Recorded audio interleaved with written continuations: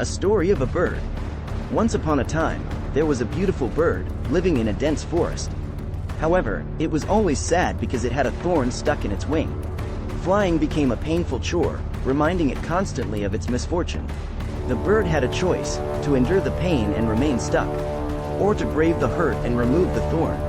After many days of anguish, it decided to pluck out the thorn, bearing the intense pain just for a moment.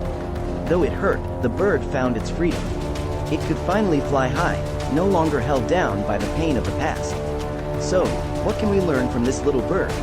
Moving on doesn't mean forgetting the thorn or the pain it caused. It means accepting what happened, learning from it, and soaring high in the sky of life. Free from the burden of the past,